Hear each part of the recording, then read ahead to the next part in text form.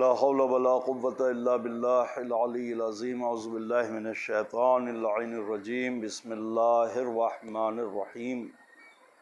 الحمد للہ رب العالمین والصلاة والسلام علی اشرف الانبیاء والمرسلین واہل بیت الطیبین الطاہرین اما بعد فقط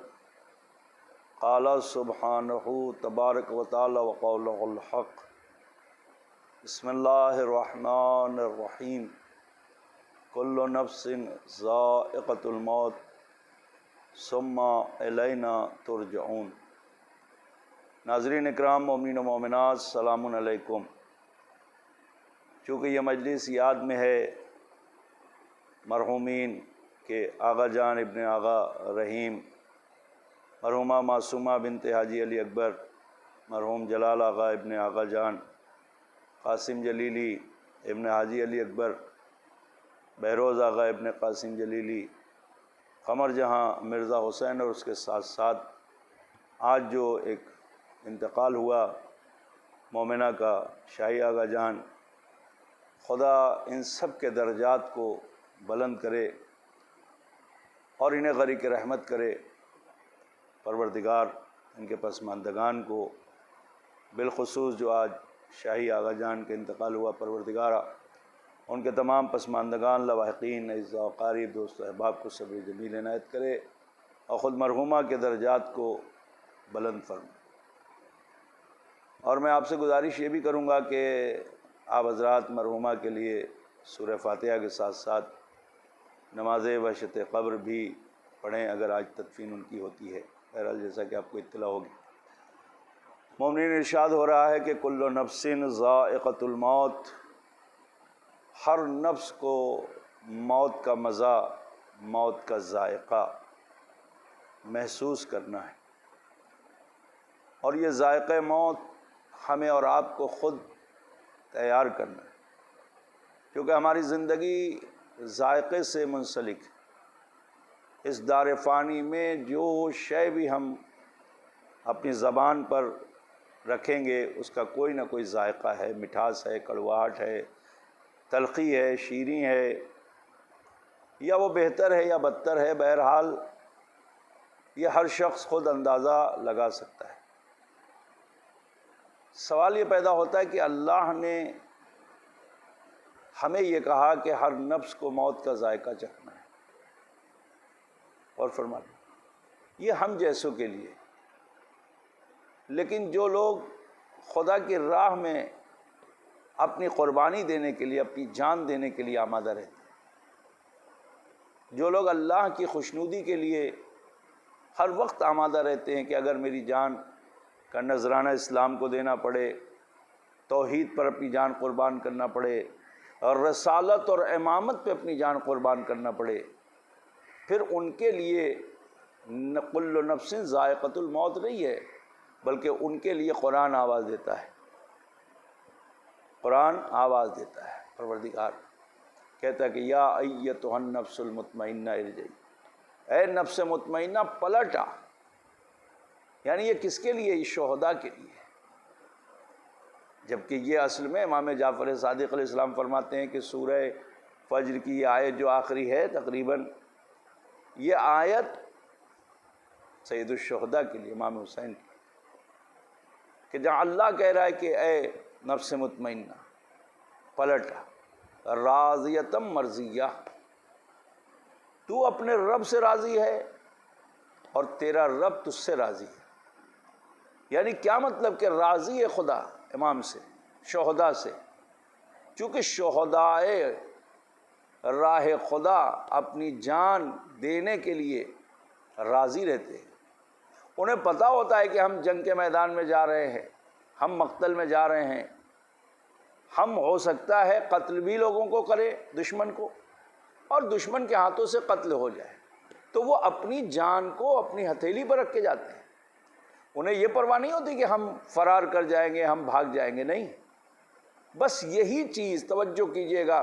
جو شہید راہ خدا، پوری توجہ چاہ رہا ہوں، میرے تمام سننے والے غور سے سنیں، اور خدا ان مرحومین کی مغفرت کرے جن کا میں نے نام لیا ہے، تمام آغا جان فیملی، غور کیجئے گا۔ یہ چیز جو شہداء، یہ فلسفہ آپ سمجھیں، جو شہداء راہ خدا میں جنگ کے میدان میں جاتے ہوئے اپنی جان کو ہتھیلی پر لیے رہتے ہیں، اور ان کے پیش نگاہ یہ ہوتا ہے کہ چاہے کچھ بھی ہو جائے ہمیں فرار اختیار نہیں کرنا ہے، چاہے کچھ بھی ہو جائے ہمیں اس جنگ کے میدان سے اپنے پیر کو اکھڑنے نہیں دینا ہے، چاہے کچھ بھی ہو جائے، چاہے ہمارے سر و تن میں جدائی ہو جائے، ہمیں اس میدان جنگ، میدان جہاد سے جو اللہ اور رسول اور اہل بیت کی خوشنودی میں ہم نے جہاد کے لیے جو نیت کی ہے، اسے ہم نیت کو باطل نہیں ہونے دیں گے، ٹوٹنے نہیں دیں گے۔ جیسے ایک شہید مکمل، توجہ کیجئے گا، یقین کے ساتھ، بھروسے کے ساتھ، اس کا یقین، اس کا توکل، اس کا بھروسہ ٹھوس ہوتا ہے، سیسا پلائی ہوئی دیوار کی طرح ہوتا ہے، ایسے ہی ہمیں اور آپ کو، توجہ کریں آپ اس جملے پر، ہمیں اور آپ کو بھی ہر میدان عمل میں، چاہے وہ نماز ہو، چاہے وہ روزہ ہو، چاہے وہ حج ہو، چاہے وہ زکوٰۃ ہو، چاہے وہ نماز عید ہو، چاہے وہ فطرہ دینا ہو، چاہے وہ خمس دینا ہو، چاہے وہ زکوٰۃ دینا ہو، چاہے کار خیر کرنا ہو، ہے نا، اپنے ماں باپ کے ساتھ نیکی کرنا ہو، اولاد کی پرورش کرنا ہو، حتیٰ کہ اپنے خاندان اور قبیلے کے ساتھ بھی اگر آپ کو رہنا ہے تو مصمم ارادہ کریں، پختہ ارادہ کریں، بھروسہ اللہ پہ کریں کہ اللہ نے جو کچھ ہم سے مطالبہ کیا ہے، رسول نے جو کچھ ہم سے کہا ہے، اہل بیت نے جو کچھ ہم سے خواہش کی ہے، ہم اسے ویسے ہی انجام دیں گے جیسے ایک شہید اپنی جان کو قربان کرنے کے لیے میدان جہاد میں جاتا ہے تو پیچھے نہیں ہٹتا، ایسے ہی ہم اپنی زندگی کے ہر میدان میں، غور کیجئے گا، اپنی زندگی کے ہر میدان میں، اپنی حیات کے ہر فیلڈ میں، اپنی اس زندگی جو ہمیں اللہ نے دی ہے، ہر موقع پر ہم اللہ کی خوشنودی حاصل کریں گے اور اس کی خوشنودی کے لیے ہمیشہ آمادہ رہیں گے، بھلے اس خوشنودی میں ہماری جان چلی جائے۔ اگر یہ آپ کا ارادہ ہے تو آپ یقین کریں کہ یہ منزل وہ ہوگی کہ جو شہداء کو درجہ ملا ہے۔ اسی لیے پیغمبر نے کہا اگر کسی مومن کا ارادہ اپنی زندگی کے ہر میدان میں مصمم ہو، کامل ہو، یقین کے ساتھ ہو، اللہ اور نبی کی اطاعت کرتا ہو اور وہ مر جائے تو پیغمبر نے کہا من مات علی حب آل محمد مات شہیدا۔ آپ توجہ کریں یہ بات، ہمیں ہر میدان میں ایسے ہی جانا ہے جیسے شہید میدان جنگ میں جاتا ہے۔ شہید اس لیے نہیں جاتا کہ میں فرار کر لوں گا، شہید اس لیے نہیں جاتا کہ میں جان بچا لوں گا، شہید اس لیے نہیں جاتا کہ میں اپنی جان بچا کے چلا آؤں گا بھلے دوسرے مر جائیں، نہیں، وہ جب جاتا ہے تو اپنی جان کی قربانی دینی، وہ جاتا ہے، وہ بچے وہ الگ مسئلہ ہے، وہ غازی کہلاتا ہے بچ جائے تو اس کا مرتبہ بلند ہے،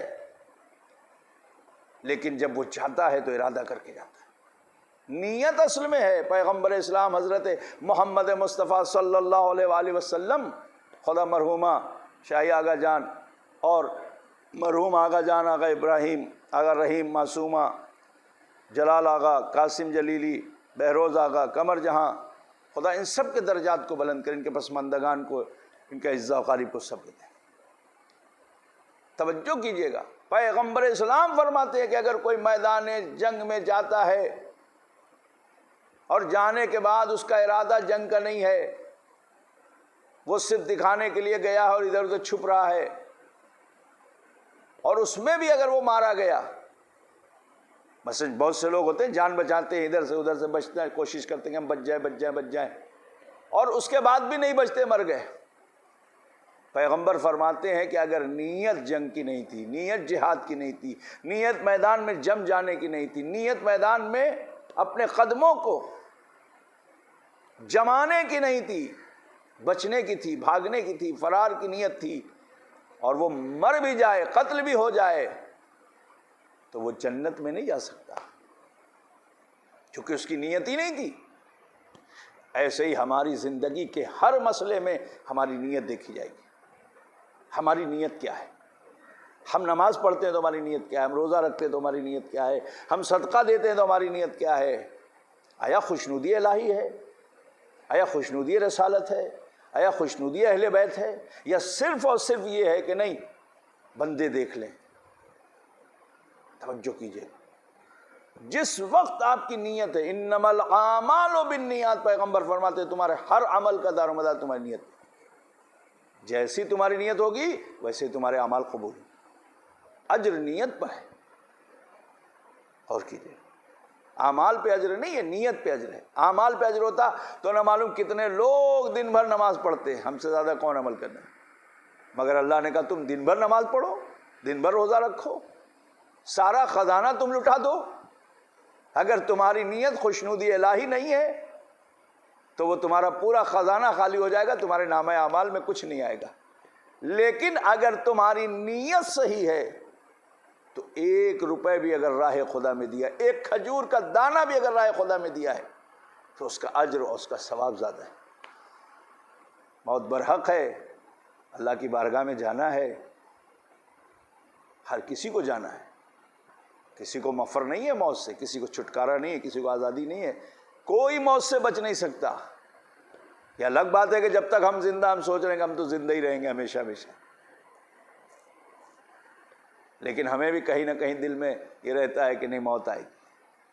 اللہ آپ سب کو سلامت رکھے، اللہ آپ سب کو محفوظ رکھے، اللہ آپ سب کو ماہ مبارک رمضان آئندہ سال بھی نصیب فرمائے، ہم سب کو خدا نصیب فرمائے۔ میرے دوستوں، میرے عزیز، توجہ کریں، خدا ان مرحومین کی مغفرت کرے، ان کے درجات کو بلند کرے۔ ہمیں اور آپ کو غور کرنا چاہیے کہ ہمیں ہر میدان میں اپنے ایمان اور عقیدے کے ساتھ رسالت و توحید و نبوت، جو ہمارا اصول دین ہے، عقیدہ، توحید، عدل، نبوت، قیامت، امامت، قیامت، اس پر ہمارا یقین ہونا چاہیے۔ اور فروع دین میں نماز، روزہ، حج و زکوٰۃ، خمس، جہاد، امر بالمعروف نہی عن المنکر، تولا تبرع، یہ اس پر بھی یقین ہونا چاہیے۔ لوگوں کو نیکیوں کی دعوت دینا، لوگوں کو برائی سے بچانا، جہاں آپ کی عزت آبرو محفوظ رہے۔ شریعت نے یہ نہیں کہا ہے کہ جہاں تمہاری عزت آبرو محفوظ نہ رہے وہاں بھی تم امر بالمعروف کرو۔ ایک شرابی ہے، شراب پی کے جا رہا ہے، آپ اس کو کہیں گے شراب تم نے کیوں پیا، وہ پلٹ کے آپ کو 10 گالیاں دے گا، ہو سکتا ہے آپ کے اوپر ہاتھ بھی اٹھا دے، تو وہاں پر امر بالمعروف نہیں ہے، وہاں پہ نہیں ہے، منکر نہیں ہے۔ جہاں آپ کی عزت آبرو بھی محفوظ رہے اور لوگ آپ کی بات کو سنیں۔ بس عزیز، خدا ان مرحومین کی مغفرت کرے۔ یقیناً موت برحق ہے۔ کربلا والوں نے ہمیں وہ درس دیا ہے کہ جان کی قربانی دینا ہے تو دے دو۔ یہی وجہ ہے کہ شب عاشور حسین خیموں کا طلایہ کر رہے ہیں۔ آقا حسین نے دیکھا کہ کوئی قرآن پڑھ رہا ہے، کوئی تلوار پہ سیقل کر رہا ہے، کوئی نیزہ صحیح کر رہا ہے، کوئی اپنے کمان کو درست کر رہا ہے، اور حسین دیکھتے جاتے ہیں کہ سب کتنے خوش ہیں، سب کتنے آمادہ ہیں، انہیں پتہ ہے کہ کل قربانی ہے، کل موت ان کے قریب آنے والی ہے، کل ان کے سر و تن میں جدائی ہونے والی ہے، مگر چونکہ ارادہ اتنا محکم تھا، ارادہ اتنا پختہ تھا کہ کربلا والے ایک دوسرے سے کہہ رہے تھے حسین کے کہ کل قربانی کا دن ہے، کل اگر آقا اجازت دے تو سب سے پہلے مجھے اجازت ملے۔ جہاں یہ جذبہ قربانی ہو وہاں کامیابی ملتی ہے۔ ہاں عزیزو، صبح جب ہوئی تو زہیر چاہتے تھے مجھے مقتل میں جانے کو مل جائے، حبیب چاہتے تھے مجھے مقتل میں جانے کو مل جائے، سعید چاہتے تھے مجھے مقتل میں جانے کو مل جائے، ادھر عباس کہتے تھے مجھے آقا جانے دیجئے، علی اکبر کہتے تھے بابا میں آپ کا بیٹا ہوں مجھے پہلے جانے دیجئے، قاسم کہتے تھے چچا میں آپ کا غلام ہوں مجھے پہلے جانے دیجئے، میں آپ کا بھتیجا اور غلام کی طرح حیثیت سے گزارا ہے، ہمیشہ اطاعت میں اپنی جان کو رکھا تھا علی جناب قاسم نے۔ ہاں مگر حسین ایک ایک کو اجازت دیتے ہیں۔ حسین نے ترتیب سوچی ہوگی، پہلے حر کا بیٹا گیا، پھر حر گیا، پھر اس کے بعد جون گئے، پھر اس کے بعد یہ سلسلہ ہوتے ہوتے علی اکبر تک آیا، عباس تک آیا، قاسم تک آیا، ایک ایک حسین کے ساتھی قربان ہوتے چلے۔ پروردگارہ ہماری اس عبادت کو قبول فرما، مرحومین کی مغفرت فرما، ان کے پسماندگان کو صبر جمیل عنایت فرما، بالخصوص مرحومہ مقبورہ شاہی آغا جان جن کا انتقال ہوا ہے، پروردگارہ اس کے درجات کو بلند، ان کے درجات کو بلند فرما، ان کے پسماندگان کو صبر جمیل عنایت فرما۔ آپ سب سے گزارش ہے ایک بار سورہ ہم 3 مرتبہ سورہ توحید کی تلاوت کر کے ان تمام مرحومین کی روح کو اصال کر دیں۔ والسلام علیکم ورحمۃ اللہ۔